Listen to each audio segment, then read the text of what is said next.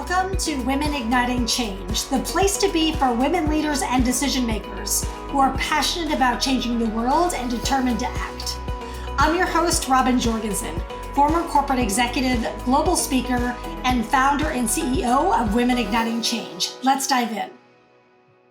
Hello, changemakers. Welcome back to the Women Igniting Change podcast. Today in the studio, we have a very distinguished guest, Ambassador Ertharin Cousin.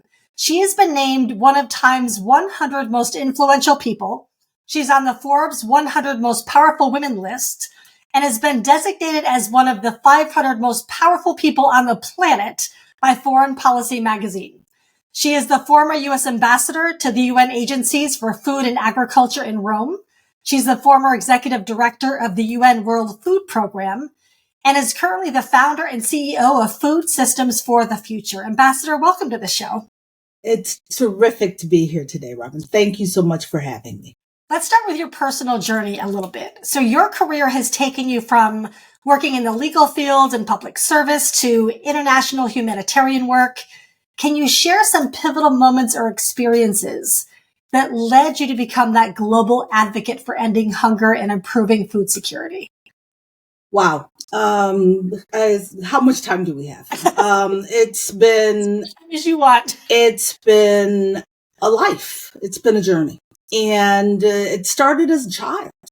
I grew up on the west side of the city of Chicago. And for any of your viewers or listeners who know, that's one of the poorer communities in the city of Chicago. But during the time that I lived there, was a lot of working class Black families. And my mom and dad were both committed to change and providing opportunities, not only for their children, but for their communities. My mother was a social worker. My dad was a community organizer before Barack Obama made it popular. And what that meant for us as children was that we were involved in everything that was happening in our communities. Yeah. That means that when they were organizing for rallies or for elections, it was in my living room. And so we saw committed people with the goal of making change and making life better. But very specifically for us, my dad and my grandmother both owned restaurants. And neither one of them were good business people, because if you didn't have money, they still fed you.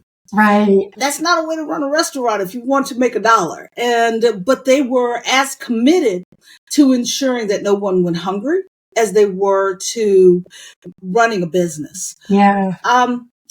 We were the house where my mom would always ensure we had balls and bats and basketballs to ensure that children who didn't have means had access to tools to have a childhood. And so people in the inner city would come and sign out balls and bats from my house, and they always brought them back because they knew that it was there for them. Then as I finished my education and I became an attorney, I became a lawyer on the south side of the city of Chicago. Another area where working class, hardworking community, but what would be defined as a poorer or poor community. And the clients who came through our doors with legal problems, they weren't really legal problems. They were problems that were manifesting themselves as legal issues, but the structural challenges that these families or individuals were facing were educational challenges. They were challenges of poverty, of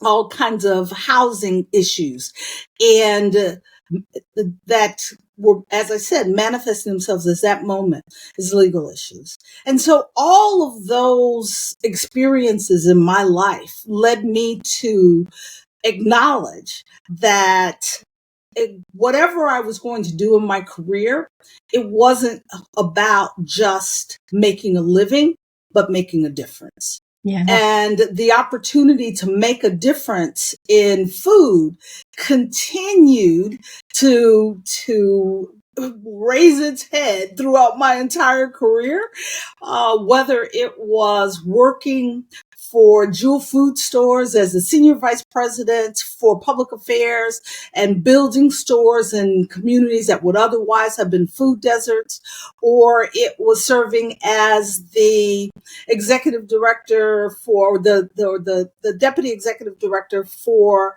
what is now Feeding America. Those pivotal opportunities to serve, to provide access to more nutritious food continue to rise up, and I continue to accept them and do and with the goal of doing my part to make the world a better place. Yeah, so you had beautiful role models all the way through that showed you how affecting change can make a massive difference. That's incredible. Indeed. From my grandmother to my mother to my father to those who sat in our living room and talked about what was not our reality, but what was our possibility. Oh, I just got chills when you said that. That's huge. Wow. Your role as U.S. Ambassador to UN agencies for food and agriculture in Rome was really instrumental in addressing global food issues. Can you share some insights from your time in that role and how that contributed to your mission to end hunger and malnutrition? Wow. There's so many different issues, so many different experiences. But let me just give you a couple. One, I had the privilege of leading a delegation, a bipartisan congressional delegation to South Sudan, right after independence for South Sudan. Wow. And going into the areas where the newly independent citizens of South Sudan were beginning to develop the agriculture programs that were necessary for them to not only feed their families, but to support the economic independence of the communities, the families, the community, and the country. And we took time while we were there to talk to women who many of them had walked with their families and their children from Sudan to South Sudan in hopes of finding opportunity in this new country. And when you see that level of determination, it gives you, again, the opportunity to see not the reality, but the possibility. Right. Another example, in Guatemala, the U.S. was through USAID invested and continues to invest in agricultural development programs. And one of the programs that I went to visit during my time as U.S. Ambassador was a program to increase food security and reduce malnutrition of indigenous people living in the hills in Guatemala. And those who lived in the hills, but they worked in the large farms in the lowlands in Guatemala. And this home garden program was to incentivize these poor farm workers to grow their own food, increasing their economic opportunities as well as the food security for their families. But what we found was it served the first purpose, increasing economic opportunities, but not so much the second, of the increasing food security and nutrition for their own families, because they were conditioned. Many of those that we were working with conditioned that what you grow, you don't eat. It is for sale. And so they would grow food and sell it and then buy snacks, buy high fat, high sugar foods for their children, because they could then afford what they considered indulgence and luxuries to provide to their children.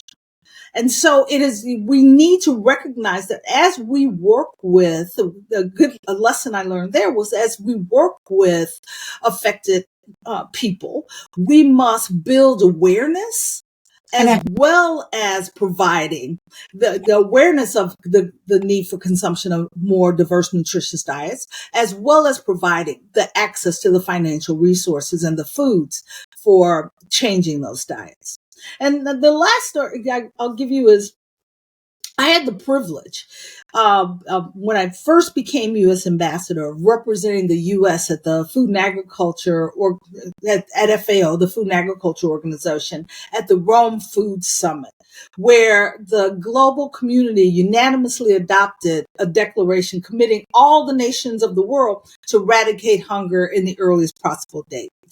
Then, and as part of this, the declaration, there was a pledge to substantially increase aid to agriculture in developing countries. This was before the Sustainable Development Goals, before Paris set the stage, and it was the first time, and I was sitting in the chair proudly for this opportunity. It's the first time the world, including the United States, unanimously supported the progressive realization of the right to food for all. That just seems like such an of course. You know what I mean? So to have that need to be a declaration speaks volume in and of itself. Well, here's the rest of that story. The entire world at the Human Rights Conference had already signed on to the right to food, except the United States. We were the outliers. We had not signed on before before the World Food Summit.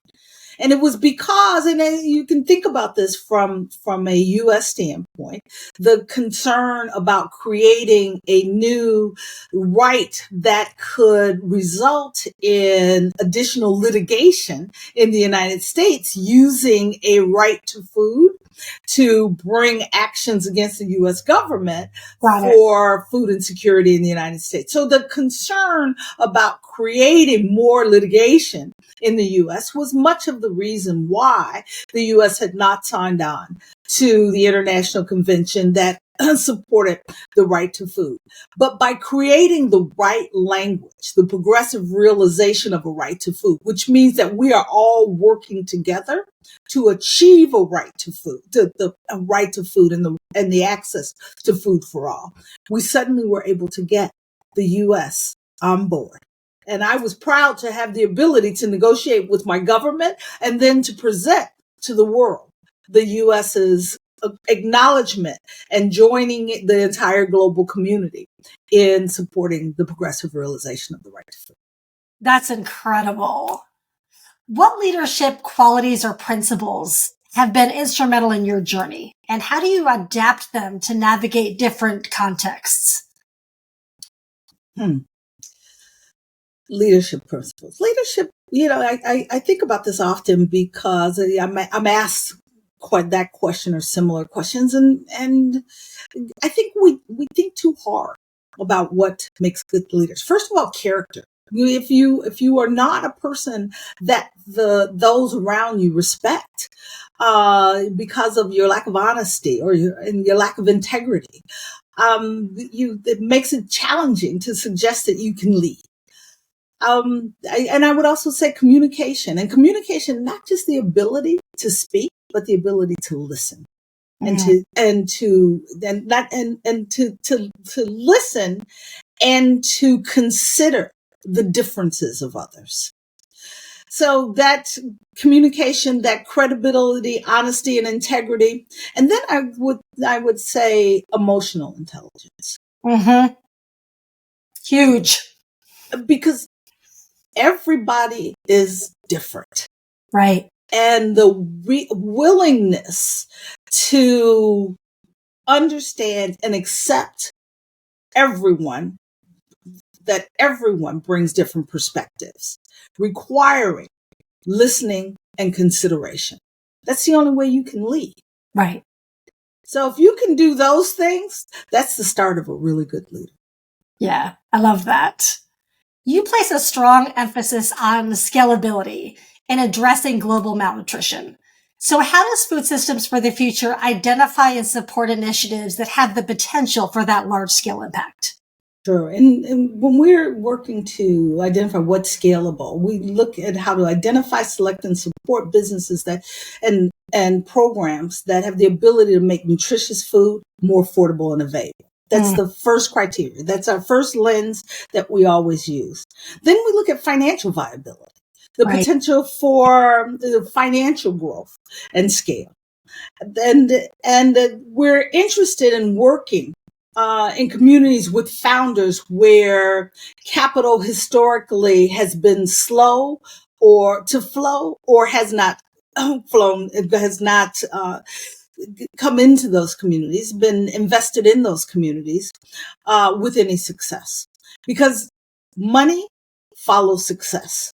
Right. And if we are not identifying those businesses that have the potential for successful financial return, that then we fail not only on our mission, but in developing the narrative for where opportunities lie, where people have historically believed they did not. Our goal is to provide capital as well as wraparound support, advocacy, partnerships, and business operations support to ensure that we can make programs and businesses successful. And that micro level work also requires that we perform the macro level ecosystem work to make change. And that ecosystem work is advocacy for nutrition awareness. If we can't drive demand from consumers for more nutritious food, then making more nutritious food affordable and available will fail. Right. We also work to increase the private sector capital flow by working with government to support the identification of public sector capital that can catalyze private sector capital investment. So we looking to de-risk capital stacks to ensure that we can overcome the traditional argument that investing in certain communities, certain entrepreneurs, certain products or businesses is too risky.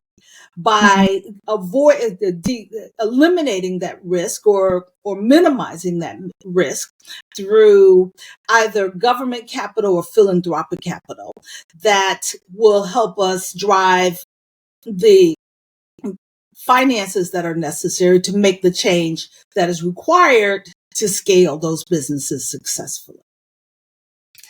What I love about that is it really is a 360-degree approach. You're looking at it from a multitude of facets and coming at it from all of those angles simultaneously in order to have it be successful. I love that. That's amazing. And let me just add, thank you for saying that, because so much of my career has been spent in the advocacy work, partnership building work, in the nonprofit sector and UN. And so I have some in the finance community who say, Ertharin, you should just stick to the advocacy stuff. You're really good at that. And my response is there are a lot of people out here doing advocacy, but the challenge is the change is not occurring just because we're saying the right things. Unless we can move the capital that is necessary to actually scale the change that is required, it's just talking. Right. Yeah.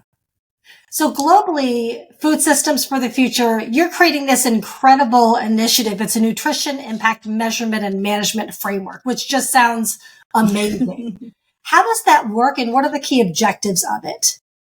Again, great question. Thank you. When we recognize that Food Systems for the Future, and I say we because I have a team of amazing PhD nutritionists who support this work through their academic as well as their experiences that they bring to the change that we're working to create. And we recognize that to achieve a data-driven, market-based food systems transformation, we need measurement. Mm-hmm. if you can't measure it, you can't make the change. Right. And you need a measurement as well as a management system of those of the changes that you're trying to drive that can evaluate, and as well as the evaluation that is necessary for the value chain. And it must be available, accessible, and relevant at context level. So that means wherever the geography, whatever the community, that this tool must work. And the tool must provide a 360-degree view of impact investment. And so it's grounded in 4 key impact dimensions: increasing nutritional value, increasing availability, affordability, and awareness. Mm. And the tool is inclusive of all activities across the food value chain in order that we can create and allow for the measurement of the systemic measurement and evaluation of whatever the tool, whatever the intervention is that we are measuring. So we execute it with practical evidence-based tools across that investment life cycle when we are working with investors. So we look at what impact is the actual investment or intervention having today. And then we measure, once the investment is made, what now is the impact. Beautiful. And so it is critical that you have a life cycle measurement tool that allows for measurement. And that is in order for us to achieve our key objectives of transparency and accountability and data-informed decision-making, the tools that champion success, because as we talked about, success, money follows success. Mm-hmm. And if you're investing in interventions that you can measurably identify as delivering that success, you can report it and you can verify it, we know that additional capital will flow. And that will attract more public as well as private sector investment. Yeah.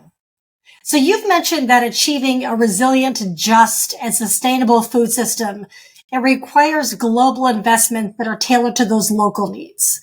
And in Africa specifically, you're helping to lead that work in Rwanda, which is near and dear to our heart, by scaling and supporting the poultry value chain. Mm-hmm. Can you share a little bit more about that process and the impact you hope to achieve there? Mm-hmm. Rwanda is an amazing place, as you know. It is indeed. It's my second home. I love it. It's the cleanest country on the continent. For those who have not visited, it's a beautiful country. Mm-hmm. But it's a country that is plagued by persistent child malnutrition, despite the increasing economic growth of the country. There's a persistent 30% child malnutrition, chronic child malnutrition rate, and resulting in stunting. And as you know, stunting is not just a physical challenge, but a mental challenge that once it occurs, the consequences are irreversible. And so the government is committed to addressing and eliminating the stunting challenge. And one of the tools that is required is increased consumption of a more nutritious diet, including more protein. And so the Ministry of Agriculture and the Ministry of Health, working together, are focused on increasing the consumption of poultry by pregnant and breastfeeding women, as well as by children. And with children, it's eggs, because the data has been shown that regular consumption of eggs in children has a significant impact on nutrition levels in that child. But the problem in Rwanda is the high cost of eggs, the high cost of poultry, the high cost because of the 70% of the cost of producing is feed. And feed is soy-based. And soy is not grown in Rwanda. Right. And as a result, the feed costs are always quite high, resulting in high production costs, resulting in high retail costs of eggs. And so in order to address that challenge, we worked with the Ministry of Agriculture to identify a solution. And that is black soldier fly larvae. Mm. Black soldier fly larvae can be used as a substitute for soy in feed, bringing down the cost of the feed. As a result, bringing down the cost of production. As a result, bringing down the cost of the retail cost of eggs, providing for the opportunity for more consumption of eggs by children across the country. That's incredible. And so we are working with Protix, which is one of the largest black soldier fly larvae producing companies in the world. They're in the Netherlands, and they're our partners. Along with we have an African, a Rwandan feed company who JP will become the CEO of this company once we put shovels in the ground. And we are working together to build the first of its kind, fully automated black soldier fly larvae facility. Not the first of its kind in Rwanda or the first of its kind on the continent of Africa, but the first of its kind in all of the global South. Wow. This is a technology that is coming online very quickly in Europe and and North America, but not in the global South.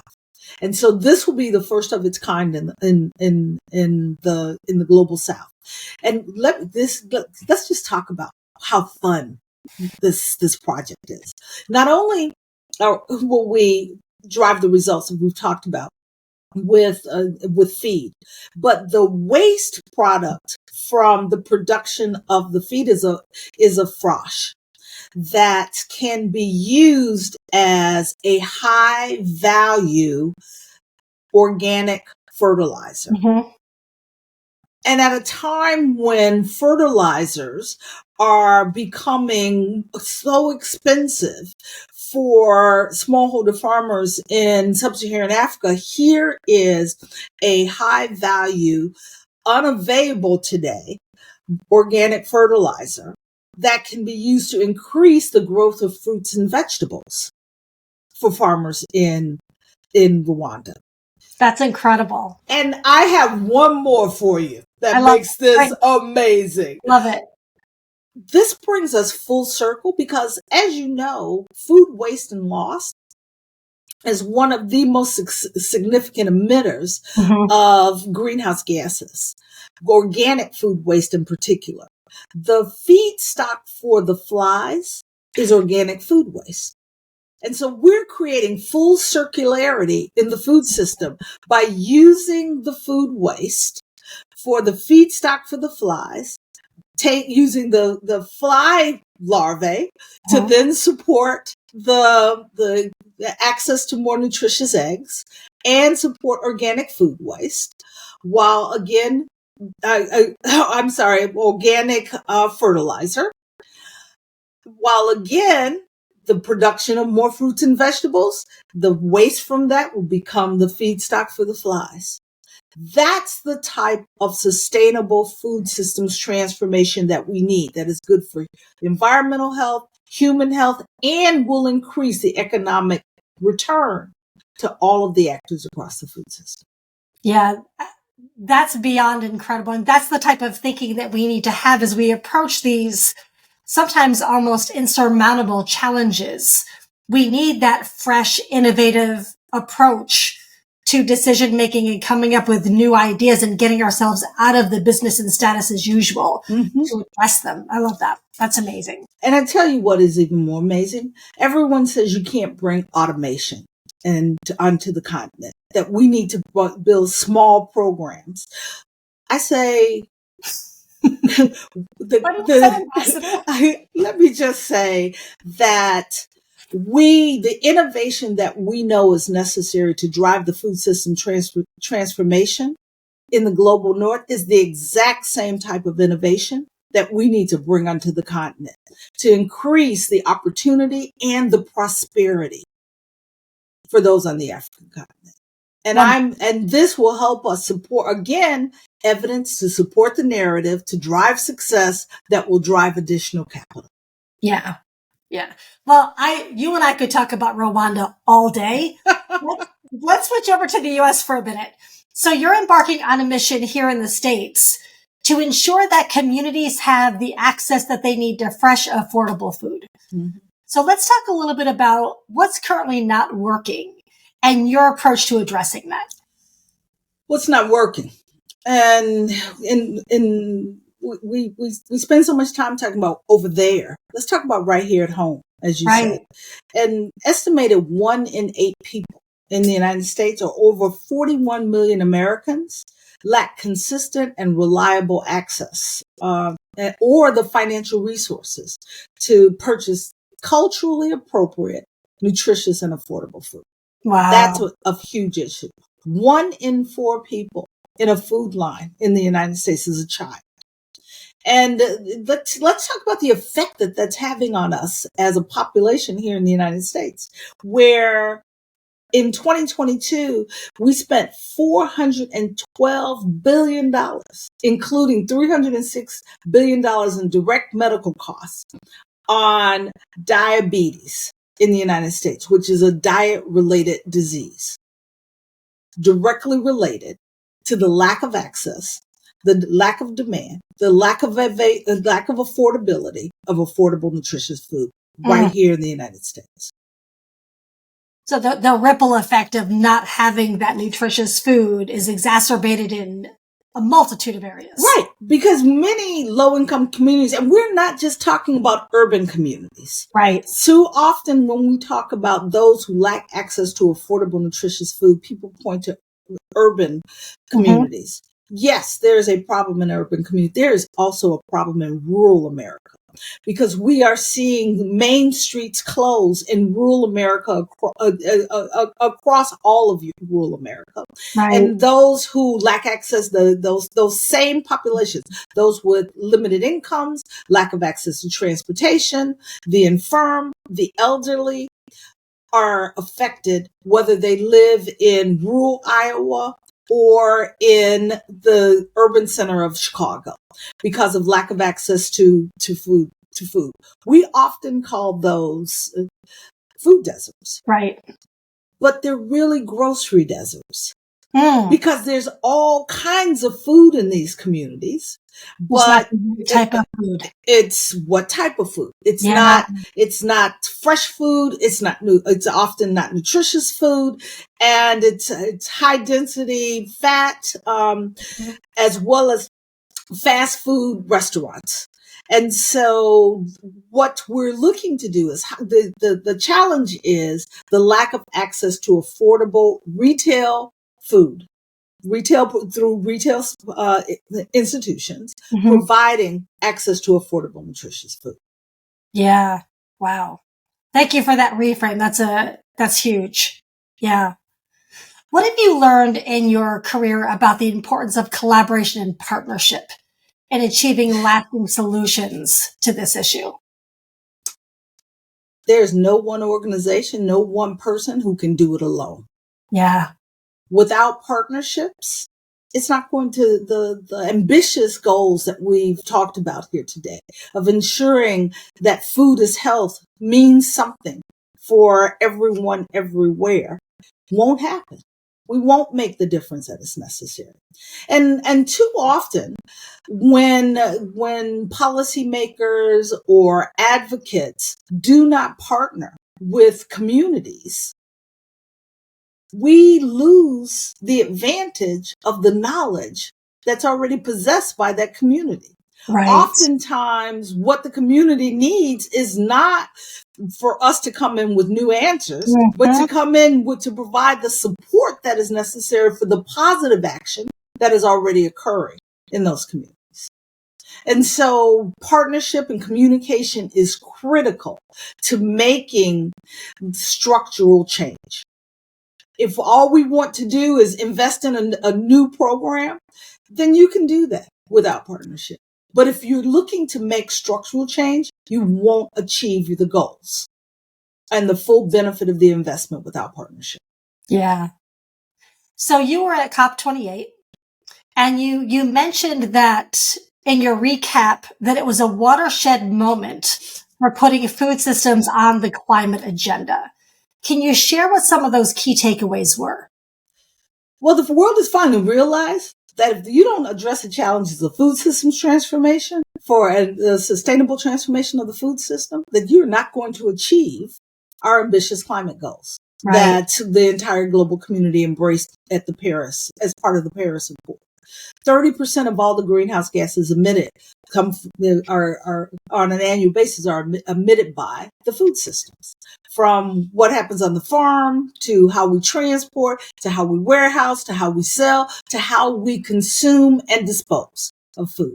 So it requires investment across that entire food system. Right. And so COP28 was the first of the COPs where food system was as much of a priority in the conversation as agriculture, as energy and transportation. And it was the first COP where 150 plus countries came together in support of what is now titled the UAE Food Systems Transformation Declaration. We, as a community of advocates for food system transformation under the Secretary General, in 2019, the world came together and supported the UN Food Systems Summit, UNFSS. Check the box. But we were not included in the climate declaration. And so it was an imperative. It's huge that the voices of those working to address food systems were included in the conversation. But the reality is only 4% of all the climate finance money is invested in food systems transformation. Oh, despite the fact that 30% of the greenhouse gases are emitted by food systems transformation. And new advocacy work coming on here. The countries that we need to embrace the investments in the sustainable transformation of the food system are not prioritizing greenhouse gas emissions. Because they're prioritizing, when they think about food systems, they're prioritizing food security and nutrition.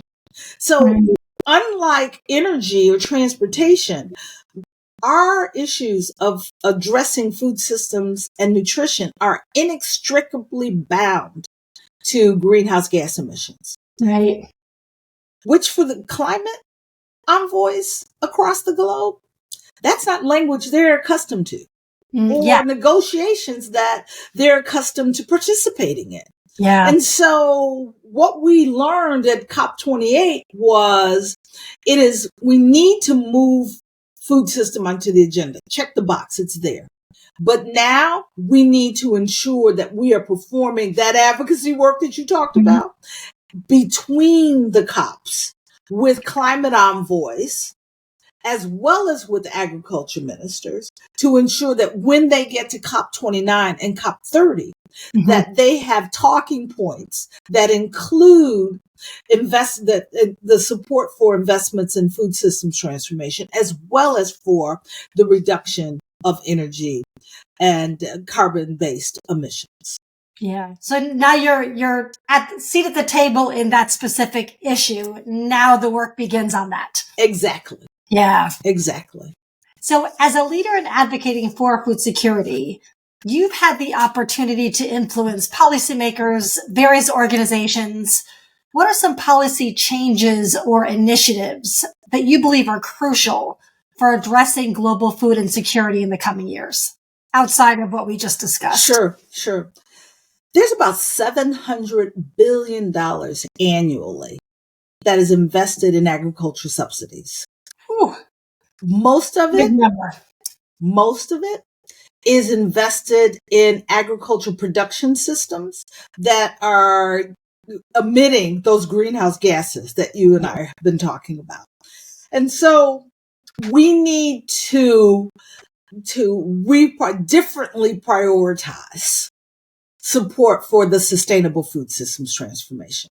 And this does not mean that we will not have big agriculture. That to suggest that you're not going to continue to support large farm establishments, whether you're talking here in the United States or Brazil or in other parts of the globe. But it also means that we need a diversity of solutions. We need more sustainable agricultural production of whether you're talking about row crops or fruits and vegetables. We need the more sustainable livestock management.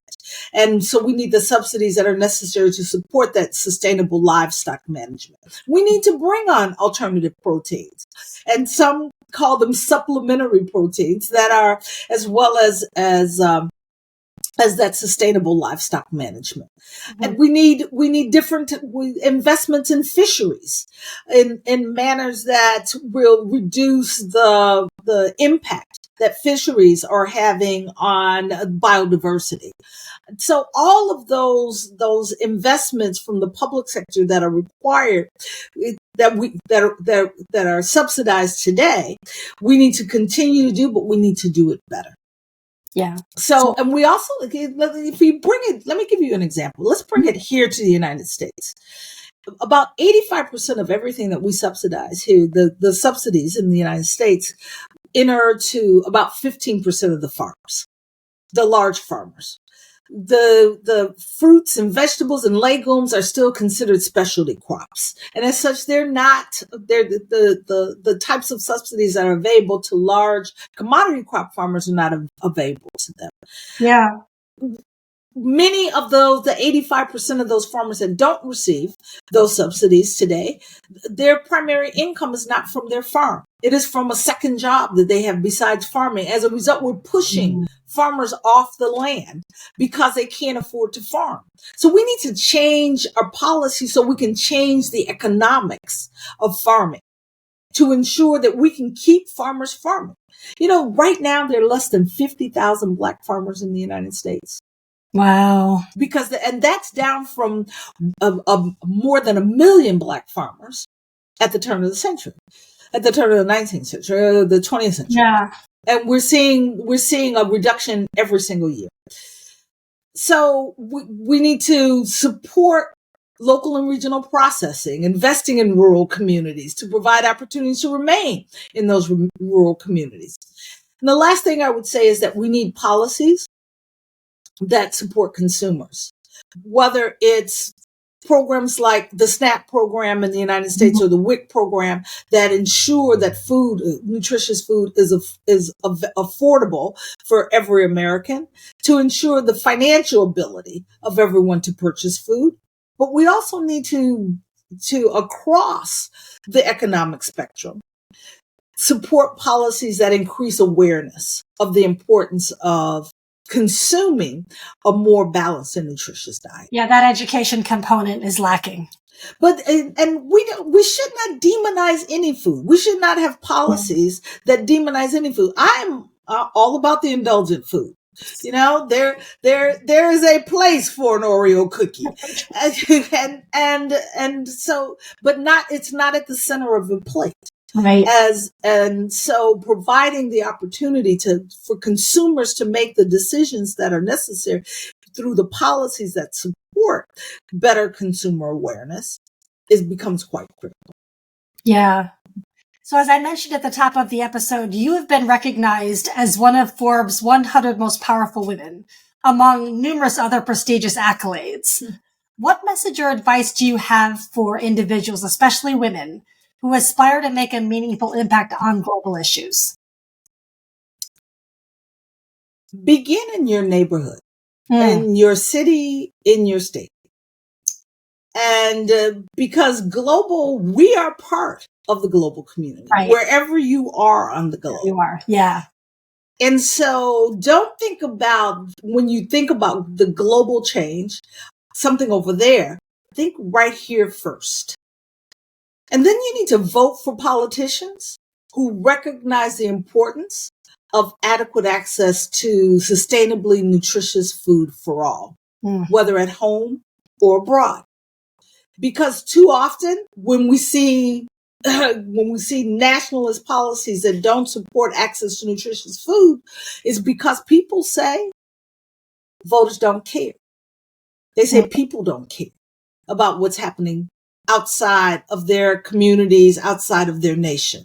Right. And we need to prove them wrong Right. by how we vote first and foremost. Love Not that. just what we talk about, but how we vote. And tell the story to politicians who say no one cares. Yeah. I love that. You know, like the quick story. I was on an elevator and with a elected official who will go unnamed. And he was on his phone. He looks up, he said, "Hey, Ertharin, still feeding the babies?" I said, "Yes, sir, that's what I do. I feed the babies." And he said, "You know, nobody gives it." And he caught himself just as he was saying that. And he said, "You know, I'm just kidding with you." But he was serious. Whoa. He was serious. And he thought, it's Ertharin. She's my friend. I can say that. But then he realized, but the reality is, too many of those in power look at each one of us here in America with our own challenges and say, we don't give up, whatever. Right. We need to prove them wrong. Yeah. Wow. That's how you start to make global change. Yeah, for sure. So for businesses or investors who are looking to align their operations with nutrition and health-focused goals, what are some practical steps or strategies that you can recommend for them? Well, I'd start with the policy, the macro system that needs changing, that we've been talking about, and we need business leaders who have outside influence sometimes to support the policies that de-risk investments in food systems transformation. So as we talk about changes in subsidy, those are business opportunities. Government is never going to have enough capital. Just as they capitalize the energy transformation, the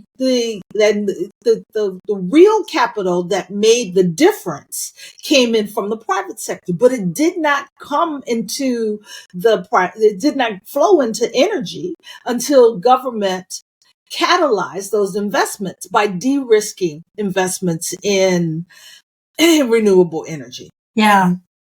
So we need that same kind of advocacy from investors in food systems policies that will ensure that capital flows to support the de-risking of the capital stack that will result in the private sector capital then eliminating the issue of risk and being willing to make the investments that are necessary to drive the changes that are not only desired, but required.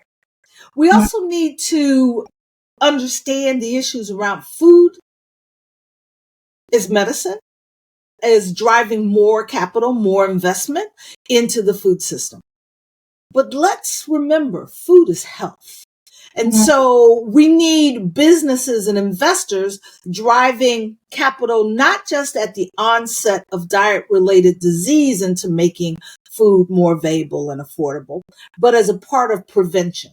And again, that's where public capital, philanthropic capital coming in together with private sector capital to make food more available and more affordable and more sustainably produced. A reality, back to that, not our reality, but our possibility. Yeah.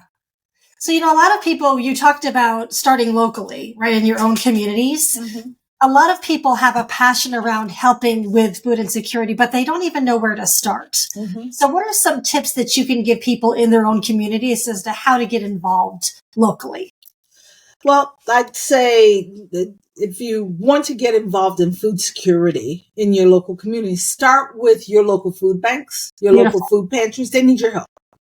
They need your support. They need your financial, your capacity, your intellectual capacity support. They need your advocacy support, because they are our frontline defenses. That's we often take our safety net system here in the United States for granted, but our safety net system is better than most other countries in the world. we also need to ensure that people in their communities are recognizing that changes that we need to make in our food system should not come online for just the affluent. They need to come online for everyone. Right. So we need the advocacy work. That's back again to what I was saying before about being willing to get involved in campaigns in your community that will elect candidates that are willing to support food affordability, availability, sustainability, not just for your community, but for every community. And that kind of citizen involvement and engagement is what's made our country great. Mm-hmm. You know, I'm one of those people who will tell you in a heartbeat, I am glad I was born in the United States of America. And that I've been in places in the world where when I saw an American flag, it made my heart happy because I knew I was home, I was safe, it was okay. And I can tell lots of stories. That's for another podcast. But the reality of it is, what makes us the envy of the world today is our citizens' care. And we make a difference. We give to charities. We support our neighbors. We support those who don't look like us, who are from outside of our communities. That's what's made us great. Yeah. That's what we should be proud of and not run from and continue to do if we want to make the kind of change that is necessary that ensures not just available food that is available, affordable, and nutritious for everyone, but also ensures prosperity and opportunity for everyone. Yeah. We literally I could spend hours talking to you. But I want to be cognizant of time. Where can our listeners learn more about food systems for the future? Thanks for that. I'd ask all of your listeners, all of your viewers to go to www.fsfinstitute.net. And I'd also ask you, friend us on LinkedIn. We are daily put up new information that is relevant to what you can do to get involved in addressing the issues of the sustainable transformation of the food system. Ambassador, thank you so much. This was insightful, informative, passionate, educational. I cannot thank you enough. And for our listeners, we will have links in the show notes to Food Systems for the Future and the Ambassador's bio, and we will see you back here next time. Take care, everybody. Thank you. Thank you so much for listening to Women Igniting Change. I know creating change matters to you. If you enjoy what we talk about on the show, please take one action today and share it with someone who could benefit from listening. Until next time, keep standing up and speaking out for what matters.